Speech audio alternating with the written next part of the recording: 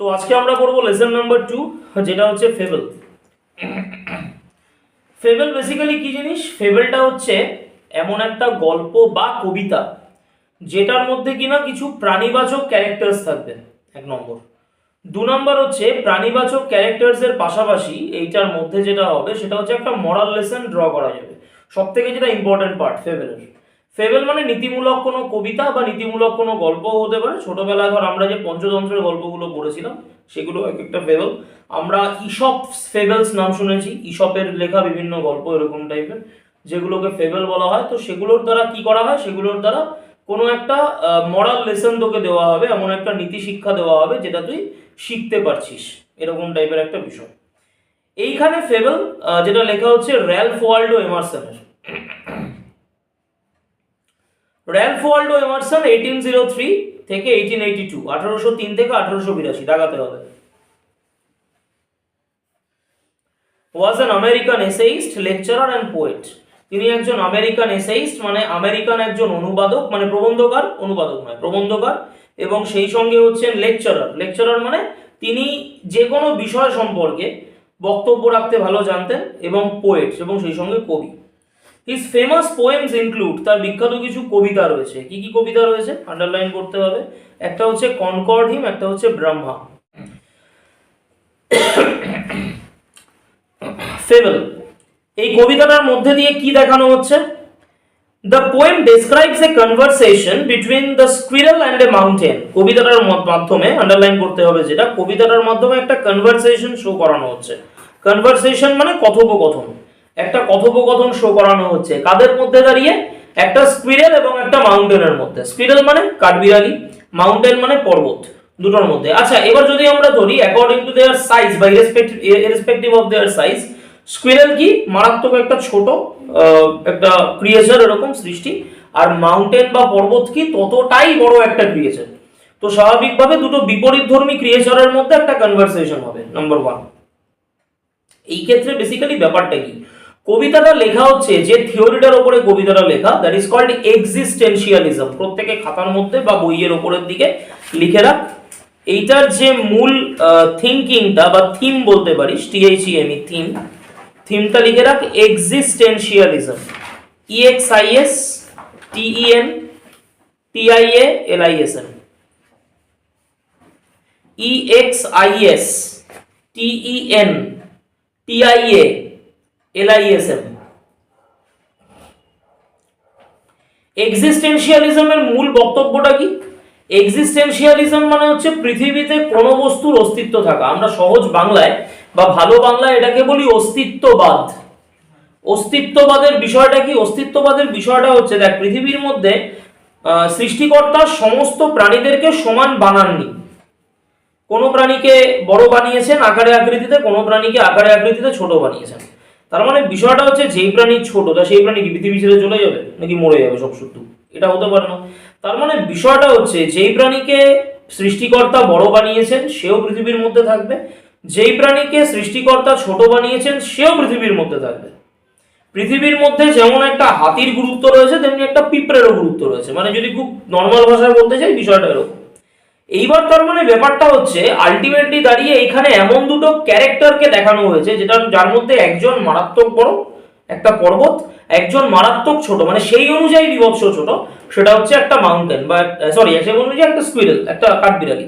তার মানে একটা পর্বত এবং একটা কাঠবিড়ালি, যারা কিনা ড্রাস্টিক্যালি ডিফারেন্ট। ড্রাস্টিক্যালি মানে একদম ডিফারেন্ট দুজনের থেকে, তাদের মধ্যে কথোপকথন চলছে।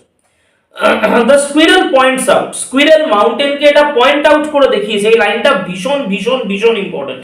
গোটা কবিতার পার্সপেক্টিভ থেকে এই লাইনটা মারাত্মক ইম্পর্টেন্ট। কি বলা হচ্ছে? The squirrel points out, underline করতে হবে, স্কুইরেল এটা পয়েন্ট আউট করে দেখিয়েছে এই পার্টিকুলার লাইনটা, দ্যাট ইন দিস ওয়ার্ল্ড, এই দুনিয়াতে, এভরি বিং, প্রত্যেকটা বিং মানে প্রত্যেকটা ক্রিয়েচার, প্রত্যেকটা প্রাণী, লিভিং অর নন লিভিং, তুমি বেঁচে থাকো বা তুমি জীব হও, তুমি জড়ো হও, doesn't matter, big or small, তুমি বড় হও তুমি ছোট হও, has there individual reasons for existence. প্রত্যেকটা প্রাণীর আলাদা আলাদা কারণ রয়েছে বেঁচে থাকার জন্য, যার জন্য এই কবিতাটা এক্সিস্টেন্সিয়ালিজমের উপরে তৈরি। মানে বেসিক্যালি মাউন্টেন কি করছে, স্কুইরেলকে আন্ডার এস্টিমেট করছে। কিসের জন্য আন্ডার এস্টিমেট করছে? তার সাইজের জন্য। সে এতটুকু, মাউন্টেন একটা বিশাল বড় জিনিস, তো সেই কারণের জন্য সে স্কুইরেলকে কি করছে, অপদস্থ করবার চেষ্টা করছে বা আন্ডার এস্টিমেট করছে। স্কুইরেল কি করছে, খুব ট্যাক্টফুলি জিনিসটাকে হ্যান্ডেল করছে। ও খুব সুন্দরভাবে যুক্তি দিয়ে লজিক্যালি ও মাউন্টেনকে এটা বোঝাচ্ছে যে পৃথিবীতে যে কোনো জিনিসের অস্তিত্বের একটা দাম রয়েছে। তুমি বড় হতে পারো, তুমি ছোট হতে পারো, ডাজন্ট ম্যাটার, কিন্তু আলটিমেটলি দাঁড়িয়ে যখন পৃথিবীতে সৃষ্টিকর্তা কোনো প্রাণীকে তৈরি করেছেন, তার পেছনে একটা নির্দিষ্ট ব্যাখ্যা দিয়েই তিনি তৈরি করেছেন। তাহলে যদি এই ব্যাখ্যাটা কার্যকর হয়, তাহলে প্রত্যেকটা প্রাণীর জীবনের অস্তিত্বের গুরুত্ব রয়েছে। এই হচ্ছে ব্যাপারটা।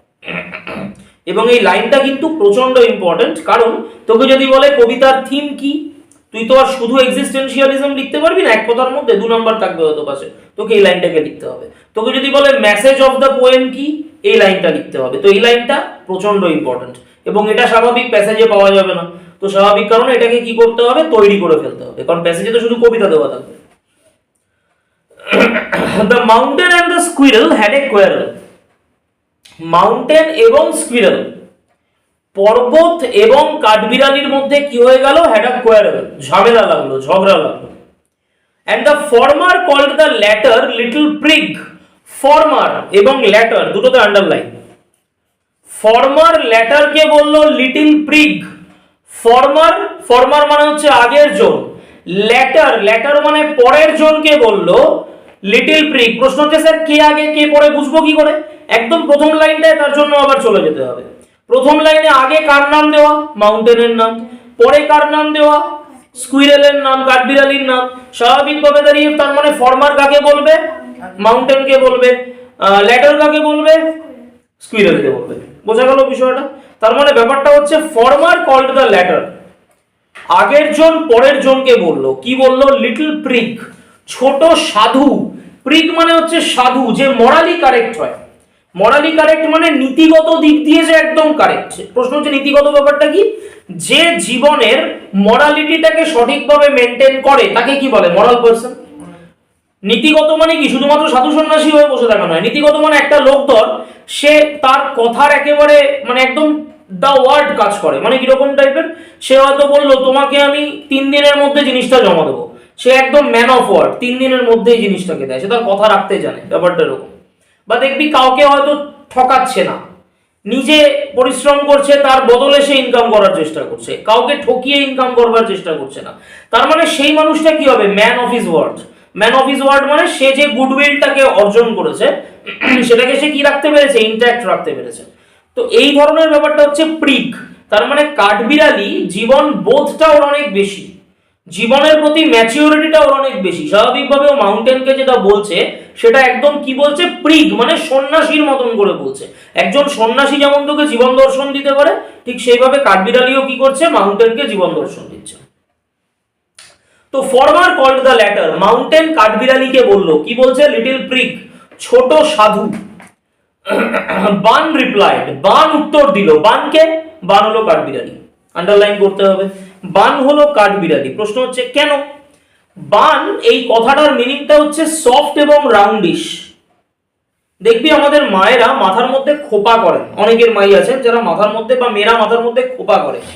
তাহলে খোপাটা কেমন হয়, দেখতে গোল হয় এবং কি হয়, সফট হয়। ব্যাপারটা কোন চুল দিয়ে তো ওটা তো সফট হয়, এরকম টাইপের। তার মানে ব্যাপারটা হচ্ছে সফট এবং রাউন্ডিশ। আচ্ছা, এবার একটা কাঠবিড়ালি, যেরকম ছবিটাও দিয়ে দেওয়া রয়েছে, এই ছবিটার মধ্যে ধর একটা কাঠবিড়ালি লেজটা গুটিয়ে বসে রয়েছে, তার মানে দেখতে কিরকম, কিছুটা গোলাকৃতি টাইপ এবং একটু সফট এরকম ধরনের। তার মানে দুটো মিলিয়ে বান কথাটা উল্লেখ করা হয়েছে। অ্যাকচুয়ালি বান মানে খোপা বলে, বাট এখানে তো আর খোপার কোনো প্রসঙ্গ আসবে না, ন্যাচারালি কাঠবিড়ালিকে বলা হয়েছে। তো বলছে বান রিপ্লাইড, বান উত্তর দিল, কাঠবিড়ালি উত্তর দিচ্ছে। কি উত্তর দিচ্ছে, বলছে you are doubtless very big. কাঠবিড়ালি উত্তর দিচ্ছে, বলছে you are doubtless very big.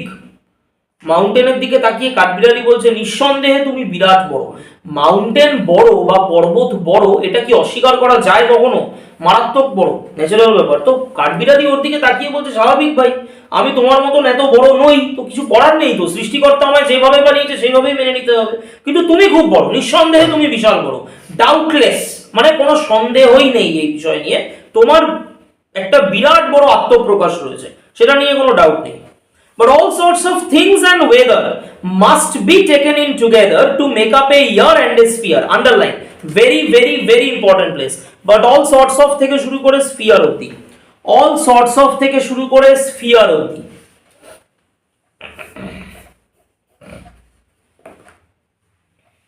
But all sorts of things and weather, কিন্তু একটা জিনিস মনে রেখো, কি মনে রেখো?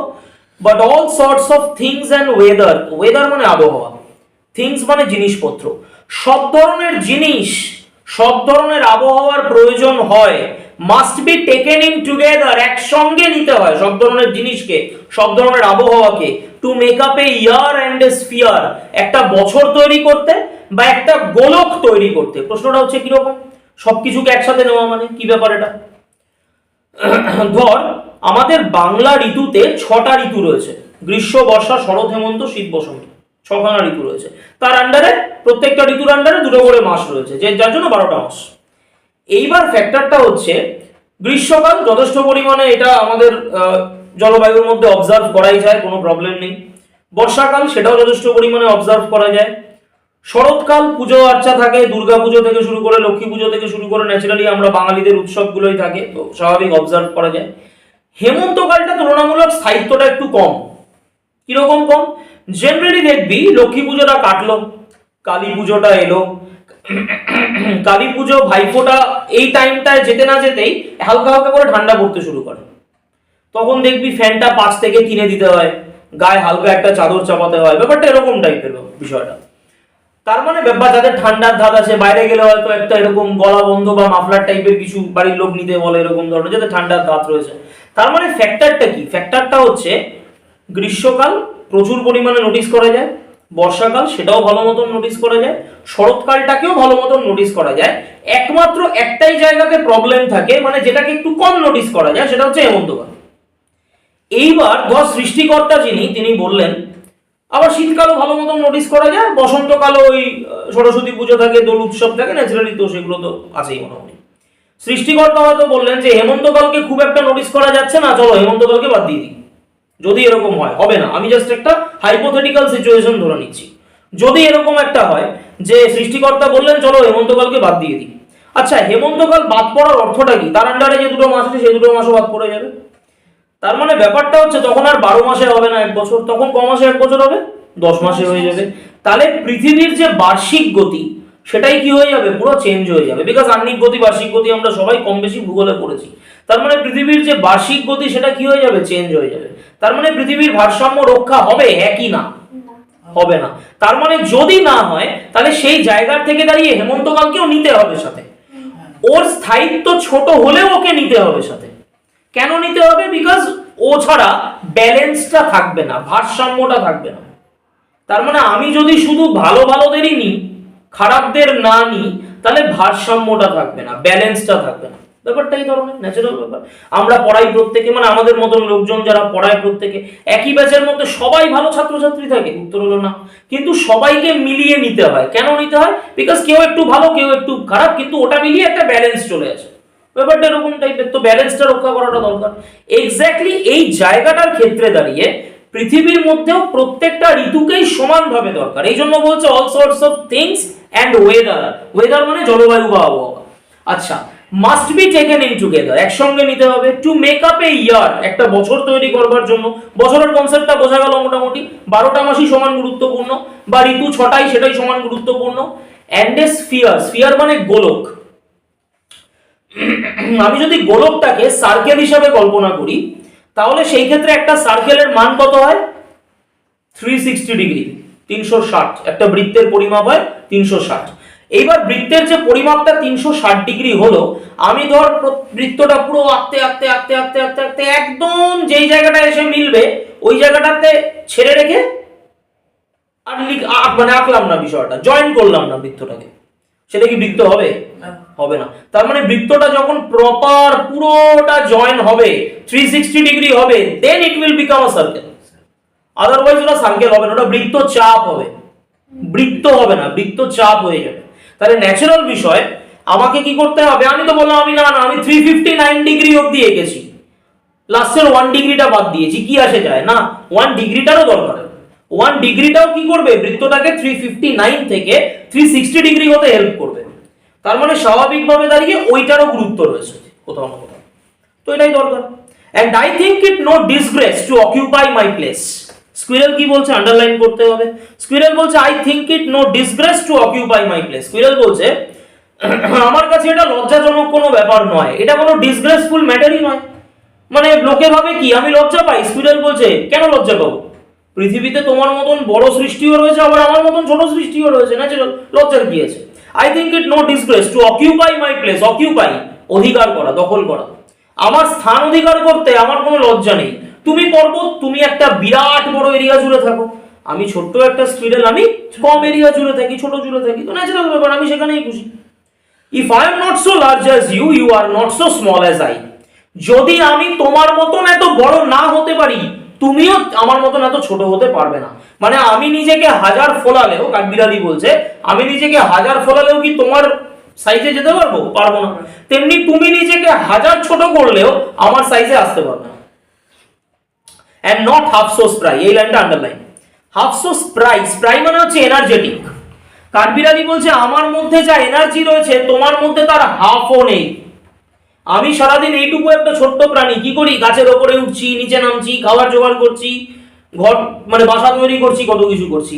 পাহাড়কে বলছে তুমি কি করছো, কিছু কাজ করো, তো একভাবে চুপচাপ বসে থাকো। তার মানে বেসিক্যালি তুমি আমার থেকে সাইজে বড় হতেই পারো, কিন্তু তোমার মধ্যে এনার্জি নেই, তুমি একভাবে চুপচাপ বসে আছো। ইভেন আমি যতটা স্প্রাই, স্প্রাই মানে এনার্জেটিক বা লাইভলি, তুমি তার হাফও নও। I will not deny you make a very pretty squirrel track, underline করবি। I will not deny থেকে শুরু করে ট্র্যাক অবধি বলছে I will not deny, আমি অস্বীকার করব না। কোথায় জলের বোতলটা গেল? I will not deny you make a very pretty squirrel track।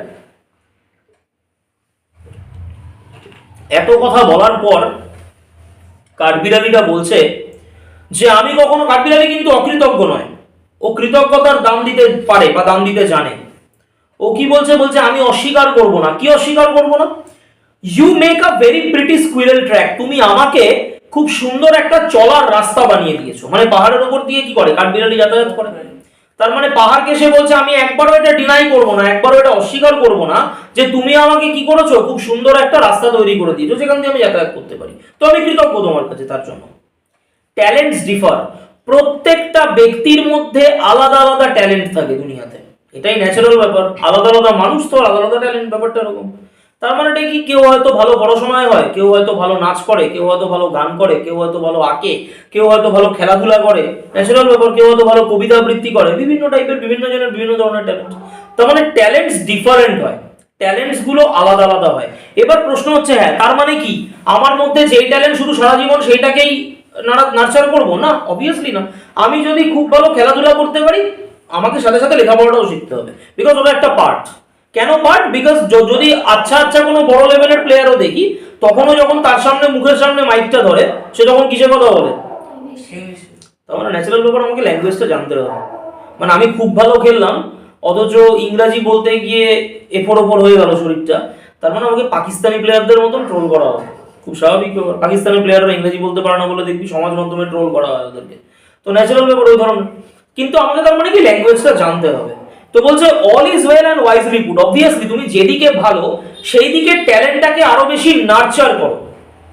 তুমি গানে ভালো, অসুবিধা নেই, তুমি লেখাপড়া শেখো, কোনো প্রবলেম নেই। একটা এলিমেন্টারি এডুকেশন সবার দরকার, অ্যাটলিস্ট গ্র্যাজুয়েশন, সেটা বেসিক এডুকেশন সবার দরকার।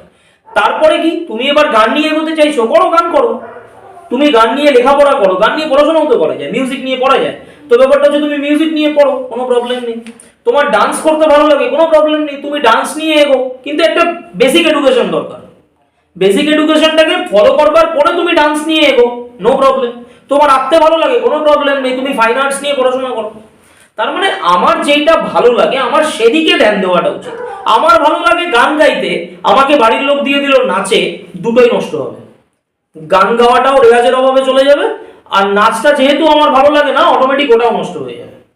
তার মানে ফ্যাক্টরটা হচ্ছে যেটা আমার ভালো লাগে সেই পরিমাণ ট্যালেন্টটাকে কি করা উচিত, আমার নার্চার করা উচিত। তো এটাই বলছে, বলছে ট্যালেন্টস ডিফার, ট্যালেন্ট আলাদা আলাদা হয়। All is well and wisely put, সবকিছুকে কি করো, ভালো করে এবং সুন্দরভাবে পুট করো। প্রত্যেকটা জিনিসকে কি করতে শেখো, ভালো করে চর্চা করতে শেখো। তুমি যদি চর্চা না করো তাহলে একটা প্রতিভা কি হবে, তোমার ভেতর থেকে নষ্ট হয়ে যাবে, স্বাভাবিক। এবার দুজনের, কাঠবিড়ালি কি বলছে, দুজনের সক্ষমতা এবং অক্ষমতার ব্যাপারটাকে উল্লেখ করছে। কাঠবিড়ালি এমন একটা উদাহরণ দিচ্ছে যেটা কাঠবিড়ালি পারে কিন্তু মাউন্টেন পারে না। আবার আরেকটা উদাহরণ দিচ্ছে যেটা কাঠবিড়ালি পারে না কিন্তু মাউন্টেন পারে। কি বলছে দাগাবি লাইনটা, if I can not carry forests on my back neither can you crack a nut. কাঠবিড়ালি বলছে আমি যেমন আমার পিঠের পিছনে বন বহন করতে পারি না, সেটা কে পারে, মাউন্টেন পারে, তুমি পারো। মাউন্টেন কে বলছে তুমি তোমার পিঠের পিছনে কি করতে পারো, গোটা একটা বনকে দাঁড় করিয়ে রাখতে পারো, মানে পাহাড়ের উপরে বা পর্বতের উপরে যেভাবে বন বহন করতে পারে। আবার আমি কি করতে পারি, neither you can crack a nut, আমি বাদাম ভাঙতে পারি। মাউন্টেন কে বলছে তুমি আবার সেই কাজটা করতে পারো না। এত সিম্পল একটা টাস্ক, বাদাম ভাঙার মতো, কিন্তু তুমি আবার সেই কাজটা করতে পারো না। তার মানে যেটা আমি পারি সেটা তুমি পারো না, যেটা তুমি পারো সেটা আমি পারি না। তার মানে পৃথিবীতে সবাই সব কাজ পারে না, এই ব্যাপারটাকে মনে করা হচ্ছে। কিন্তু তার মানে এটা নয় যে আমি একটা কাজ পারি না মানে পৃথিবী থেকে বিদায় নেবো, ব্যাপারটা তা নয়। দ্যাট ইজ কল্ড, এই কবিতাটা কিসের উপরে বেস করে লেখা, এক্সিস্টেন্সিয়ালিজমের উপরে বেস করে।